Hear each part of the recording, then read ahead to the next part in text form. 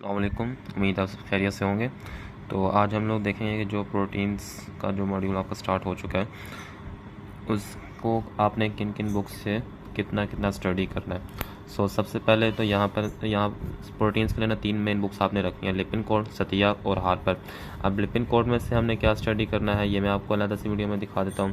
सतिया के लिए क्या स्टडी करना है वो दिखा देता हूँ, और हार्पर के लिए क्या स्टडी करना है वो भी इंशाल्लाह बता दूँगा आपको इस वीडियो में। तो चलें वीडियो को स्टार्ट करते हैं। तो सबसे पहले हम यहाँ पर देखते हैं प्रोटीन्स सतिया से। तो सतिया के स्टार्टिंग में यहाँ पर सिर्फ बेसिक्स इन्फॉर्मेशन दी गई है कि प्रोटीन्स के अंदर कौन कौन से कंटेंट्स होते हैं। आपने यहाँ पर एक चीज़ ये याद रखनी है कि जो मेथड है ये आपको आना चाहिए, एमसीक्यू में आ जाता है। Protein are the polymers of amino acids, नई ज़रूरत ऐसे बताना चाहिए, बस एल अल्फा अमाइनो एसिड होते हैं। इसके अलावा स्टैंडर्ड अमाइनो एसिड्स, नई ज़रूरत करने को, और इसके बाद अमाइनो एसिड्स आ जाते हैं। अमाइनो एसिड्स में आपने जनरल स्ट्रक्चर तो आप सबको पता ही होगा, सिर्फ ड्रॉ करना आना चाहिए। एंड इसके बाद ऑप्टिकल आइसोमर्स 2 होते हैं basically, L and D isomers, तो ये भी आपको सिर्फ पता हो। इसके बाद ये जो टेबल है ना, क्लासिफिकेशन ऑफ अमाइनो एसिड्स का, ये बहुत इंपॉर्टेंट है, बहुत इंपॉर्टेंट है। ये आपको आना चाहिए।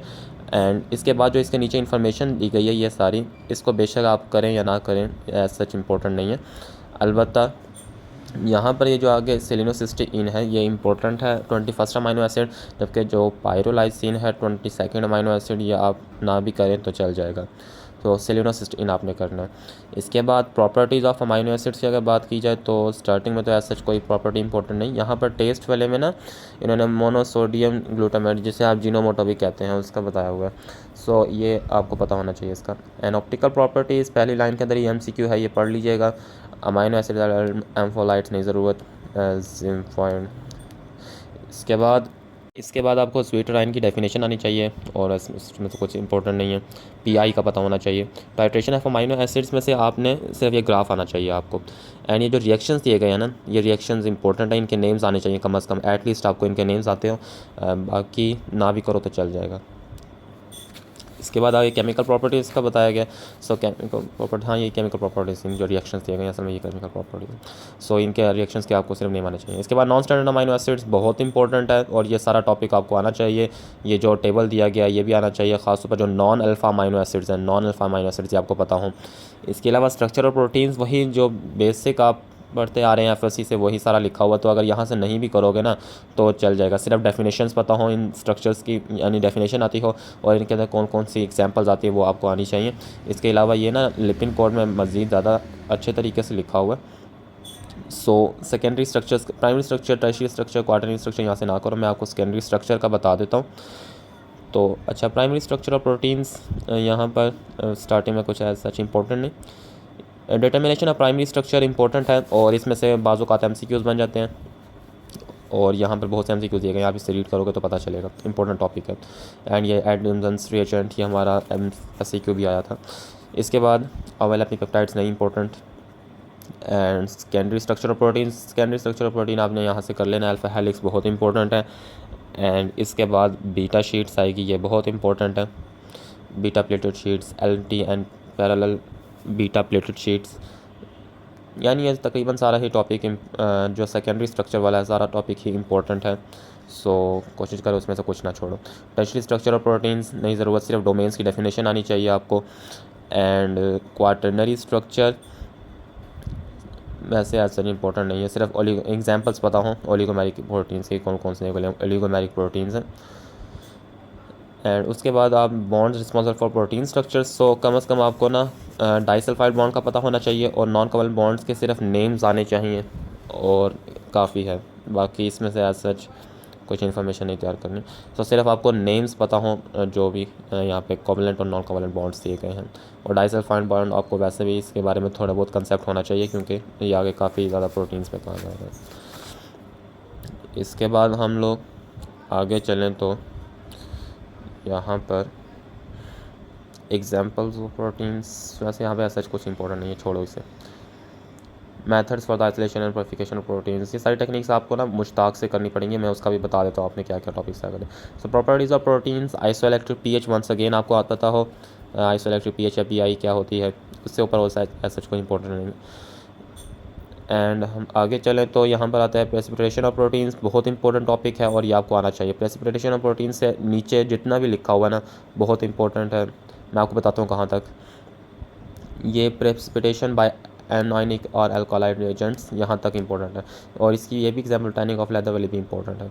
बाकी ये जो कलर कम्प्लेक्स बनाता है इसको रीड कर लेना, कलर रिएक्शन ऑफ प्रोटीन्स इसको सिर्फ रीड करना है, ठीक है। इसमें से MCQ एक निकलेगा बायोरेट रिएक्शन वाला, सो उसका कंसेप्ट आपको आता हो। इसके बाद एजेंट्स ऑफ डीनेचुरेशन नहीं इंपॉर्टेंट, ना करना। कैरेक्टरिस्टिक्स ऑफ डीनेचुरेशन नहीं ज़रूरत है इसकी। यहाँ पे ना आगे जाके ये कोआगुलेशन एंड फ्लोक्यूलेशन वगैरह का डिफरेंस कभी कभार पूछ लिया जाता है, तो आपको ये इन दोनों के डेफिनेशन आती होंगे, इनका कंसेप्ट होगा, तो आगे आपको इनका डिफरेंस का पता चलेगा। And next classification of proteins, बहुत इंपॉर्टेंट टॉपिक है। सो इसके आगे यहाँ पर टेबल दिया गया होगा ये, तो ये आपने अच्छी तरीके से तैयार कर लेना। प्लस यहाँ पर जो आगे सिंपल प्रोटीन्स का बताया गया है, सिंपल प्रोटीन्स मैं तो तैयार कर लेता था बिकॉज के हमारे लिए बिल्कुल न्यू था।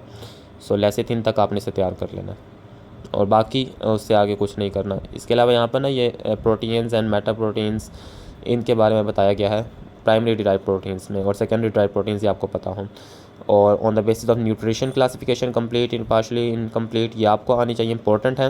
एंड बायोलॉजिकली इंपॉर्टेंट पेप्टाइड्स, इनमें से ना ग्लूटाथायोन सबसे ज़्यादा इंपॉर्टेंट है, और अगर कोई पूछा जाता है तो वो ग्लूटाथायोन ही पूछा जाता है। एंड इसके अलावा ज़्यादातर आप इनमें से ना जानते ही होंगे, ज़्यादातर के फंक्शंस वगैरह जानते होंगे। तो आखिर में 3 या 4 ऐसे दिए गए, जैसे मैं आपको दिखाता हूँ। यहाँ पर एंजियोटेंसिन वगैरह आ रहे हैं, ये सारे तो आते होंगे। अलबत्ता आगे जाके ये जो 6 से लेकर 10 तक हैं ये न्यू हैं, तो आपको इनके फंक्शंस आने चाहिए। इसके बाद हम देखते हैं लिपिन कोड से। सो लिपिन कोड का ये जो चैप्टर नंबर 1 अमाइनो एसिड्स का है, इसमें से आपने सिर्फ अमाइनो एसिड्स की क्लासिफिकेशन करनी है on the basis of their nature of the side chain, यानी कि साइड चेन पे किस तरह, साइड चेन की नेचर क्या है, पोलर है, नॉन पोलर है, पॉजिटिव चार्ज है या नेगेटिवली चार्ज है। सो सिर्फ यही आपको आना इस चैप्टर में। मेरे नज़दीक तो मैंने तो यही चीज़ तैयार की थी, तो आप लोग भी कोशिश करें कि यहाँ से यही तैयार करें। बाकी इसमें जो आगे बफर्स वगैरह का दिया गया है, मेरे नज़दीक ये बहुत ही एक्सेसिव लिखा हुआ है, और आपसे इस तरह का बहुत ही कम MCQ आते हैं। हाँ, PH और PI का कंसेप्ट और इनका जो ग्राफ है ये आपने लाजमी, ये जो ग्राफ नज़र आ रहा है आपको, ये आपने लाजमी वीडियो देखनी है इसके लिए। ये अनदर आपको जो दूसरा ग्राफ नज़र आया। इसके बाद हम लोग चलते हैं चैप्टर नंबर 2 पे डायरेक्ट। सो MCQ लिपिन कोड के कर लिया करें। Structure of proteins, primary structure of proteins. तो अब यहाँ से मैं आपको कहता हूँ कि यह टॉपिक इम्पोर्टेंट है बिकॉज के इसमें से बहुत से MCQs बन जाते हैं, और कंसेप्चुअल लिखा होता है लिपिन कोड में, तो इसलिए अगर कोई छोटी से छोटी लाइन भी लिखी है तो उससे कोशिश कर रीड करें।